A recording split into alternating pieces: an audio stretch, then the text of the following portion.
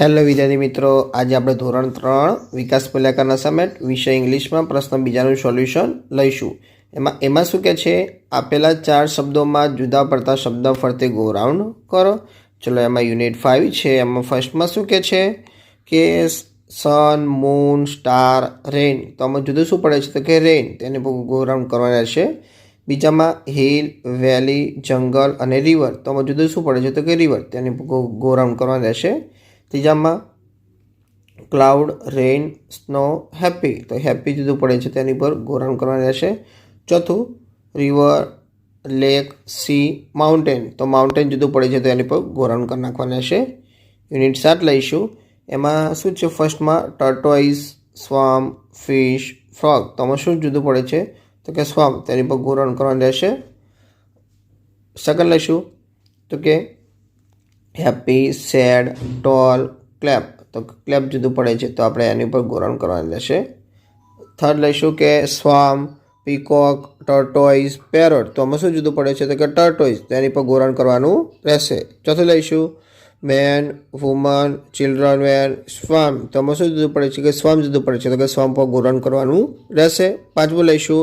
એમાં શું કહે છે, વોક, સ્વિમ, સ્વામ, ફ્લાય. તો આમાં જુદું શું પડે છે કે સ્વામ જુદું પડે છે, તો સ્વામ પર ગો રાઉન્ડ કરવાનું રહેશે.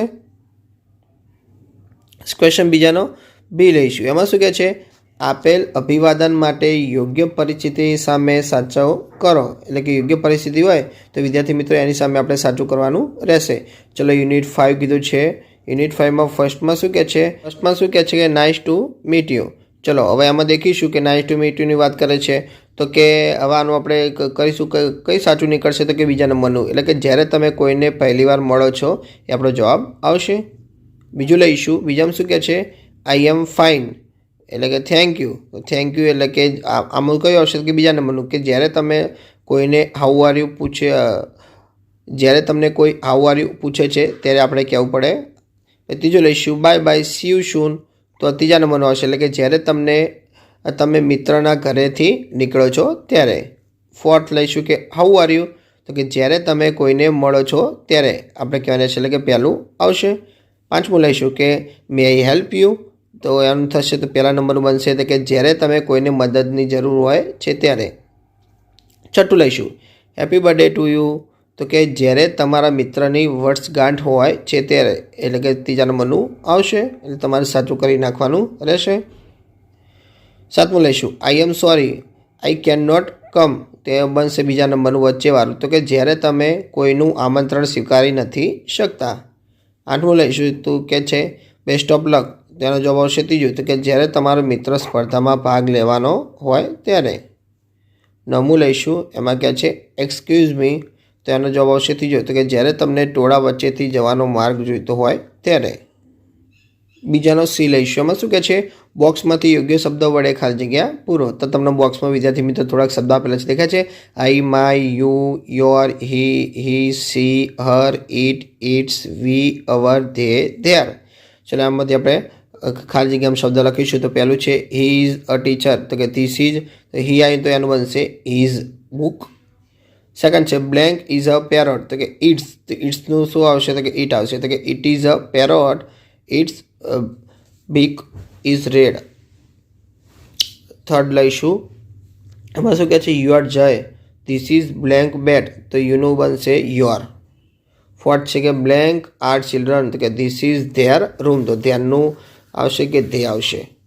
ફિફ્થ લઈશું કે આઈ એમ રીચા. તો કે ધીસ ઇઝ, આઈનું થશે માય. તો કે માય ડોલ. સિક્સ લઈશું કે blanks are girls. This is your dress. તો કે યોર છે તો અહીંયા આવશે યુ. સેવન્થ લઈશું કે શી ઇઝ ટીના. તો કે ધીસ ઇઝ, શીનું બનશે હર. તો કે હર કેટ. એટ લઈશું કે blanks are Amit. This is your house. તો યોર છે તો કે યુ આવશે આપણે અહીંયા. નાઇન્થ લઈશું કે blanks is raas. This is his car. Is છે તો અહીંયા હી આવશે. 10th લઈશું ઇટ ઇઝ અ મંકી. કે ધીસ ઇઝ બ્લેન્ક્સ ટેલ. તો આવશે ઇટનું આવશે ઇટ્સ. 11th લઈશું we are boys. This is blanks classroom. તો કે વી છે તો કે અહીંયા અવર આવશે, કે અવર ક્લાસરૂમ. 12th લઈશું કે યુ આર ગર્લ્સ. તો ધીસ ઇઝ બ્લેન્ક ટીચર. તો કે યુ આર આવશે. 13 લઈશું કે ધે આર સ્ટુડન્ટ્સ તો ધીસ ઇઝ બ્લેન્ક સ્કૂલ આવશે તો કે ધેર સ્કૂલ આવશે. 14 લઈશું blanks are boys this is our inform તો અવર છે તો અહીંયા આવશે વી. 15 લઈશું બ્લેન્ક્સ એમ મોહન તો કે ધીસ ઇઝ માય ટોય તો માયનું આવશે અહીંયા આઈ. 16 છે તો કે blanks is Nita this is her father તો કે અહીંયા શી આવશે. હર છે તો અહીંયા શી આવશે. બીજાનો ડી લઈશું વિદ્યાર્થી મિત્રો. એમાં શું કહે છે કે યોગ્ય જોડકા જોડો. તો વિદ્યાર્થી મિત્રો તમને અહીંયા જો થોડીક શબ્દો આપેલા છે દેખાય છે અહીંયા તમને. તો આપણે અહીંયા જોડકા જોડવાના રહેશે. ઓકે તો અહીંયા થોડાક શબ્દ આપેલા છે વિદ્યાર્થી મિત્રો. જો હું તમને ઝૂમ આઉટ કરીને બતાવું છું. થોડાક શબ્દ આપેલા છે તમારે અહીંયા જોડકા જોડવાના છે. તો પહેલું ટીચર છે તો ટીચર માટે કયું આવશે તો કે બુક આવે. તો બીજા નંબરનું જો મેં લખેલું છે જો વિદ્યાર્થી મિત્રો મેં જોડે લખેલા છે દેખાય છે. નંબર તમારે આ રીતે યાદ રાખવાના હશે. તો પહેલું ટીચર છે તો બીજા નંબરનું આવશે એટલે કે એક લખેલું છે દેખાય છે બુકની જોડે. બુક ચોપડી એટલે કે એક લખેલું છે.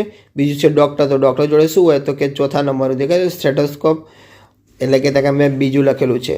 પછી ત્રીજું ટેલર તો ટેલર જોડે શું હોય તો કે કાતર હોય તો કે એ 5મા નંબરની દેખાય છે. કાતરની જોડે 4 લખેલું છે મેં એ આવશે. સોરી ટેલરની જોડે આવશે સંચો આવશે તો કે ટેલરની જોડે જો પહેલા નંબરનું ત્રીજું દેખાય છે મેં લખેલું છે. ચલો પછી બાર્બરની જોડે શું હોય કાતર હોય તો કાતર મેં ચોથા નંબરનું જો લખેલું છે દેખાય છે. કાતરની જોડે લખેલું છે 4 નંબર. પછી પોટર શું કરે માટલા ઘડે તો માટલા ઘડે ક્યાં છે અહીંયા છે માટલા ઘડવાનું તો કે નથી.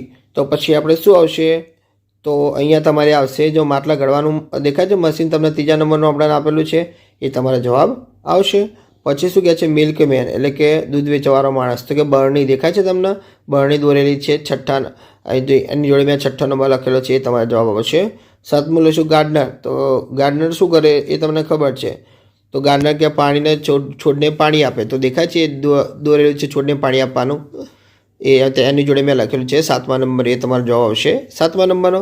પછી પોલીસમેન તો પોલીસમેન જોડે શું હોય તો તમને ખબર છે વિદ્યાર્થી મિત્રો. પોલીસમેન જોડે શું હોય તો કે સિસોટી હોય તો કે સિસોટી જોડે મેં લખેલું છે દેખાય 8મા નંબરનો એ તમારો જવાબ આવશે.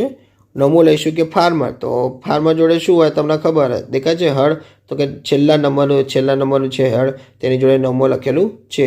પછી 10મું કાર્પેન્ટર જોડે શું હોય તો કે કાપવાનું મશીન હોય તો દેખાય છે લાકડા કાપવાનું મશીન તો જો છેલ્લેથી બીજા નંબરનું મેં લખેલું છે લાકડા કાપવાનું મશીનની આગળ 10મો નંબર એ તમારો જવાબ રહેશે. પછી પ્રશ્ન બીજાની ઈમાં શું કહે છે ચિત્રો જોઈ બોક્સમાંથી યોગ્ય વ્યવસાયકારોના અંગ્રેજી નામ લખો.